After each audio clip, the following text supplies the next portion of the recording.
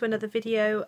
Today's is a police officer, but because of what we ended up doing, it's mostly pictures, and I didn't want to seem rude to keep taking pictures either where we were, so it's just mostly going to be me voicing over what we've done today. So the ideas are, check out your local police station, and if you ring ahead you might get something like we got today.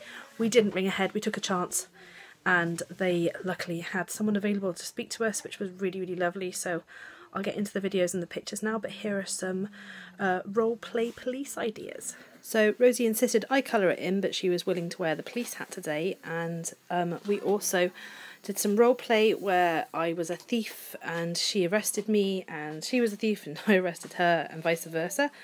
And then we did a couple of our police sheets. So this is the paperwork for the robbery, this is taking fingerprints, and we've got a label a police officer sheet and a match the police officer picture with the job he's doing sheet as well, that she's enjoyed doing today.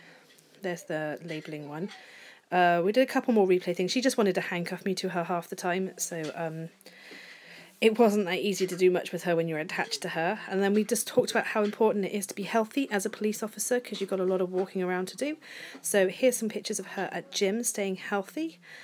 She's doing a few moves here. This is the warm-up routine that her instructor gets them all to do, and she doesn't always join in, but today was a rare occasion where she joined in with absolutely everything.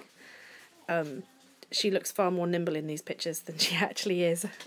I just think I got some good shots today of her. Bless her. She's still really enjoying gym, and we were just talking about how it's very important to be fit as a police officer in case you have to chase any criminals as well.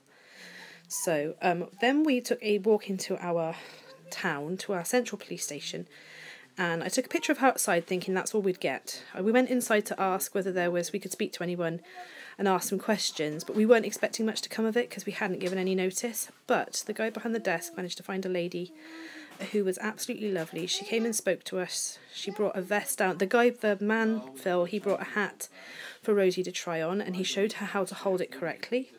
And Leah brought down her vest and showed Rosie all of the things that a police officer carries round and how they use them, what they need them for. She answered Rosie's questions very beautifully as well, because Rosie had a few questions, like what does a police officer do, and how fast can the police cars go. So it's a good idea at this age if you get them to memorise a little list of questions to ask.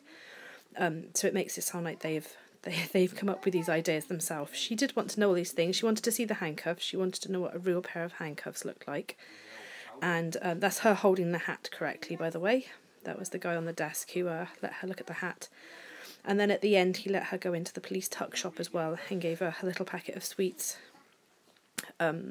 They were really good. We gave them no notice, so I didn't expect much. And there's me and Rosie trying on some hats as well. So we've had a really fun afternoon. We went to the museum afterwards because we weren't quite ready to go home, and checked out the space shuttle. But yeah, we've had a really lovely day doing police officers, and we hope this has given you some ideas for things you can do and role-playing. But otherwise, this is ta-ta from me and ta-ta from the Rosie Bear.